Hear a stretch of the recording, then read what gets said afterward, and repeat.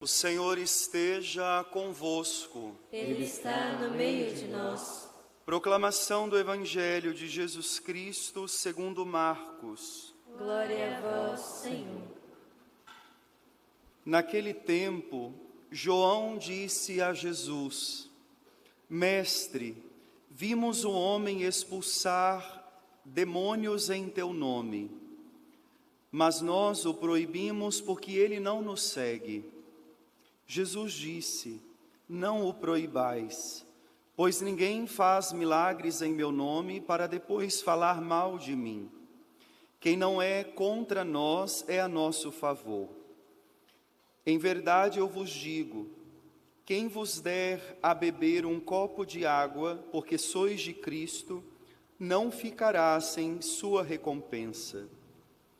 E se alguém escandalizar um destes pequeninos que creem, melhor seria que fosse jogado no mar com uma pedra de moinho amarrada ao pescoço.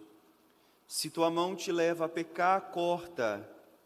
É melhor entrar na vida sem uma das mãos do que tendo as duas ir para o inferno, para o fogo que nunca se apaga. Se teu pé te leva a pecar, corta-o. É melhor entrar na vida sem um dos teus pés do que tendo os dois ser jogado no inferno.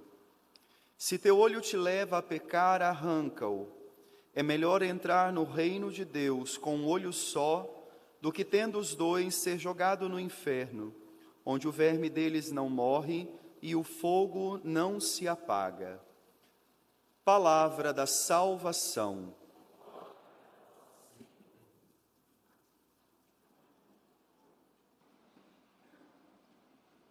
Meus queridos irmãos e minhas queridas irmãs, a liturgia de hoje, para que ela seja bem compreendida por nós precisamos resgatar o texto do Evangelho do último domingo. Quando vocês lembram, Jesus estava caminhando com os apóstolos a sós e estava ensinando-lhes sobre a sua paixão. E quando chegou em casa, Jesus perguntou aos apóstolos do que eles conversavam ao longo do caminho. E o evangelista, São Marcos, disse que quando Jesus fez essa pergunta, nenhum deles deu uma resposta. Porque no caminho eles haviam discutido quem deles era o maior, o mais importante. Ou seja, na semana passada nós falávamos do pecado, do orgulho pessoal, de ser o melhor, o mais importante. Agora é interessante porque na liturgia desse fim de semana, essa temática do orgulho, do egoísmo, ela aparece novamente. Porém agora com uma conotação um tanto diferente. Se na semana passada nós falávamos do orgulho pessoal, hoje nós falamos do orgulho do grupo ou do pecado da comunidade. Porque o texto de hoje nos mostra João, apóstolo, o discípulo amado, que vai às pressas a Jesus para dar a ele uma notícia. E São João tinha convicção de que ao falar isso para Jesus, Jesus iria bater palma para ele. Ele disse: Mestre, vimos um homem expulsando demônios em teu nome, mas nós o proibimos porque ele não nos segue. E para a surpresa de João, Jesus disse: Não o proibais. Ninguém que está agindo a nosso favor pode estar contra nós, você não pode impedir isso. E João fica surpreso. Vamos entender um pouco esse texto. Primeiro, é importante que nós lembremos que na época de Jesus, essa prática do exorcismo era uma prática muito comum entre os mestres. Porque na época de Jesus, todas as doenças das quais eles não conheciam a cura, eles atribuíam isso ao demônio. Então, se uma pessoa tinha uma doença que até aquele momento eles não sabiam como curar aquilo por meios humanos, medicinais, eles diziam, essa pessoa está possuída pelo demônio, temos que levá-la para receber o exorcismo. E como eu disse, muitos faziam isso. E quando eles faziam, diferente da prática do exorcismo de hoje, que é todo um rito, e nós fazemos sempre sob a invocação de Deus, ou melhor, aqueles que são padres exorcistas, nós fazemos em nome de Deus. Agora, na época de Jesus, não era desta maneira. Eles sempre, na prática de exorcismo, eles invocavam o nome de alguém da antiga lei, que eles admiravam e reconheciam a santidade deles. Tem um historiador judeu que ele diz que havia na época de Jesus um grande exorcista, que quando ele iria para os seus rituais, aspas, de exorcismo, ele invocava o grande Salomão, por ser o homem da sabedoria. Então Salomão iria ajudá-lo a achar o caminho para expulsar os demônios. Não é surpresa o que João está falando para Jesus, que alguém está expulsando o demônio no nome dele. Ou seja, estão reconhecendo que Jesus é um homem diferenciado, é um homem santo. Isso não é problema. O problema está no que João disse para Jesus, mas nós o proibimos. Aqui Jesus começa a dizer a João algo que pode nos ajudar. Você não pode proibir alguém que esteja fazendo o bem com uma reta intenção. Não há quem faça o bem com uma reta intenção de fazer o bem e não esteja sendo conduzido por Deus. Ainda que essa pessoa não conheça Deus, ainda que essa pessoa não tenha um relacionamento direto com Deus, se há o exercício do bem com uma finalidade do bem, Deus está ali, porque Ele é o sumo bem. Não pode vir o bem de outra fonte senão Ele. É isso que Jesus está ensinando para João. Mas o problema de João não está somente nisso, porque o problema de João é o problema da sua comunidade. João pensa que o poder de Deus só pode agir no grupo deles. Foi o que nós acabamos de ouvir na primeira leitura. A primeira leitura do livro de Números contou para nós a mesma história. Deus chamou Moisés, conversou com ele, e depois Deus tirou um pouco do espírito de Moisés, essa expressão é muito interessante, e distribuiu aos 70 anciãos. Porém, esses anciãos aonde estavam? Dentro da tenda da reunião. A tenda da reunião era o acampamento aonde se guardava a arca da aliança, a presença de Deus. E o texto disse que um jovem viu uma cena que chamou a atenção dele. 2 homens que não estavam na tenda da reunião e não eram do grupo dos 70 anciãos, estavam também eles profetizando pelo Espírito de Deus. Ele sai correndo para avisar Moisés. Só que Moisés está acompanhado do seu ajudante, que chama-se Josué. Josué, ao ouvir o que está sendo falado para Moisés, ele toma a palavra e diz: Moisés, manda que eles se calem. A mesma atitude de João. Agora, por que Josué fala isso? Primeiro, vamos entender, Josué ainda está sendo preparado por Moisés, como João está sendo preparado por Jesus. E na cabeça de Josué, só pode profetizar, só pode receber o Espírito de Deus quem está dentro da tenda da reunião. João acha que só podem expulsar os demônios quem está dentro do grupo de Jesus. Se não tiver nesse grupo, não pode, Deus não está ali. Percebem a dificuldade? Ou seja, fizeram um cercado e colocaram Deus lá dentro. Deus só pode agir aqui. Agora, isso não condiz. A criatura humana não pode limitar a ação de Deus. Não é o homem que diz onde Deus vai agir e onde Deus não vai agir. É Deus quem escolhe onde, com quem, quando e de que modo Ele quer agir. Porque Deus não precisa das nossas regras para Ele agir. Deus só precisa de corações abertos. A liturgia de hoje é um grande convite para nós que temos uma tendência de querer monopolizar a Deus, de querer um Deus que segue as nossas regras. Vejam, se a razão acorrentar a bondade, isso vai atrofiar o Espírito de Deus. E o Espírito de Deus não pode estar preso às nossas regras. As regras são para nós, para nos ajudarem a melhor fazermos a experiência de Deus, mas não regras para Deus. Deus não cabe dentro de regras, Deus não cabe dentro de normas. Agora, traduzindo isso para que a gente entenda o que a palavra está tentando nos ensinar.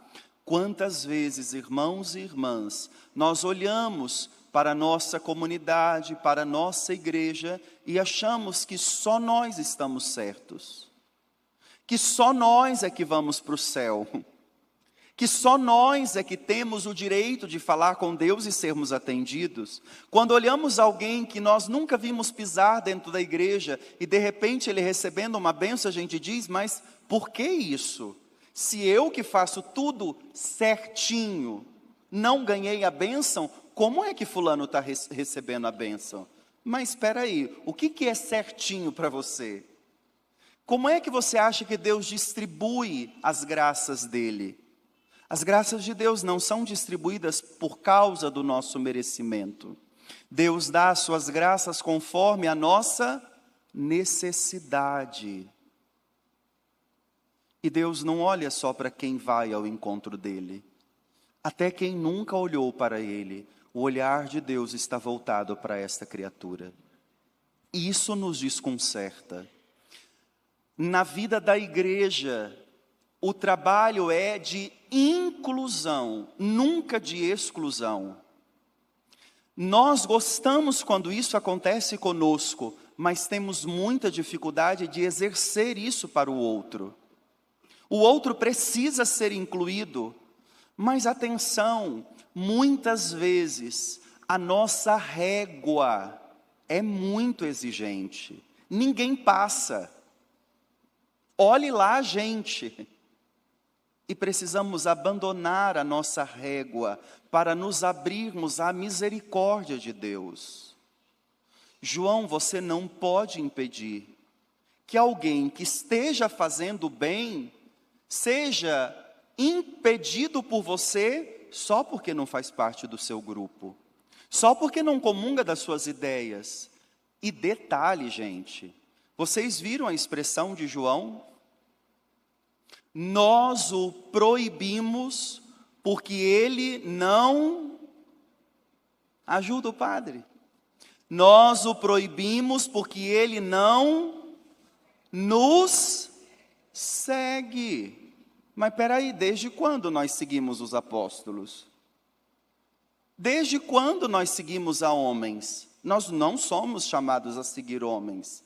João não pode falar uma coisa dessa. Não, padre, calma, o senhor está exagerando. É que João estava tão identificado com Jesus que ele falou isso porque ele se sentia pertencente a Jesus. Não, João falou isso porque ele não queria que aquele homem tivesse parte com eles. Por isso ele está dizendo, ele não nos segue, mas João, ninguém vai seguir vocês.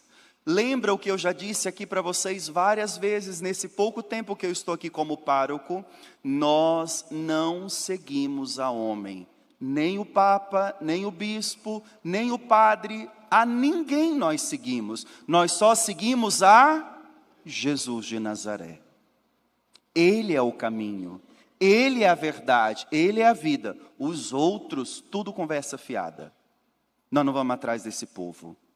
Juntos, com o Papa, com o Bispo, com o Padre, com o Leigo, juntos, todos vamos a Cristo. Lembra o que nós falamos na semana passada no Evangelho? Se alguém quiser me seguir, disse Jesus, tem que... Qual foi a primeira coisa que ele disse? Tem que... Semana passada eu ensinei isso para vocês, cambada. Tem que renunciar. Dá um passo para trás. Gente lambida não pode seguir Jesus. Tem que ir para trás. Quem vai na frente é Ele. É Ele quem vai à frente. Nós não vamos atrás de pessoas. Pessoas, por lindas que sejam, por mais esforçadas que sejam. Olha para você, eu olho para mim. Por mais esforço que eu tenho, eu caio. Eu faço o propósito e não dou conta de manter. Eu falo que não vou pecar. Quando eu olho, já estou lotado de pecado de novo. Não vamos atrás de pessoas. Vamos atrás de Jesus de Nazaré. Agora, gente, olha que curioso. Se vocês puderem nessa semana, acha um tempinho, pega a Bíblia no Evangelho de Marcos, pega o texto de hoje, volta um pouquinho para trás que vocês vão achar. Não vai muito longe não, está pertinho essa passagem. Um pai tem um filho epilético. E ele leva o filho para os apóstolos. E o filho epilético não tinha cura epilepsia. O que esse menino tinha? O demônio. E o pai pede, por favor, ore por ele, tire o demônio dele. E o que os apóstolos fazem? Sapeca, reza em cima dele. E o que acontece? Nada. O menino continua dando crise de epilepsia. Os apóstolos vão correndo até Jesus e diz: por que nós não estamos conseguindo tirar o demônio dele? Agora pensa, passa um pouquinho de tempo, eles estão vendo alguém que não segue Jesus e tirou nota 10. Libertou a pessoa do demônio. Por isso, João, por que ele consegue e nós não? Se nós estamos com o Mestre, se nós seguimos a Jesus... Por que esse homem que não segue Jesus está fazendo? Não vamos deixar. É ser humano igual nós. É por isso que ele foi lá e disse, você não pode fazer isso. No fundo ele está dizendo, se nós não conseguimos, você também não pode conseguir esse trabalho. Pode parar. Chega. Onde já se viu isso? Você vai humilhar a gente? Por que eles não conseguiram? Porque o coração deles ainda está muito cheio deles. Hoje nós estamos celebrando, é dia 29, não estamos celebrando hoje, vamos celebrar isso quinta-feira. Hoje é dia dos arcanjos e deles São Miguel. O maior triunfo de São Miguel contra o maligno foi exatamente isso. Ninguém é como Deus. Vai para o teu lugar. A humildade, coisa que eles ainda não têm. Eles acham que o grupo deles é o melhor que existe. Agora, esse problema não parou lá na comunidade dos apóstolos. Esse problema parece que insiste em perseguir as nossas comunidades. Quantas vezes você acha que o seu grupo, o seu movimento, a sua pastoral é melhor e mais importante do que a outra? Você acha que a sua paróquia é a melhor que tem no mundo? Que se não for na sua paróquia, está todo mundo perdido. Que se não for no movimento, na pastoral que você está, não tem salvação. Quem disse isso? Quando você diz isso, quando você pensa isso, quando você age desta maneira, você está limitando a graça de Deus. E a graça de Deus nós não podemos limitar. Isso nos ajuda a termos a humildade de olhar para os lados e abençoar tantas pessoas que fazem o bem, mas que não professam a mesma fé que você, que não rezam do mesmo jeito que você, que não vive a vida do mesmo jeito que você, e nem por isso estão condenadas ao inferno, porque Deus não colocou esse poder nas nossas mãos. Ele há de vir julgar os vivos e os mortos, não você e nem eu. E às vezes o nosso olhar é um olhar muito, muito pesado. Nós olhamos e já pensamos, já decretamos dentro de nós, esse aí está perdido. Aquela lá, coitada, olha o que ele está fazendo, mas nunca vai para o céu desse jeito.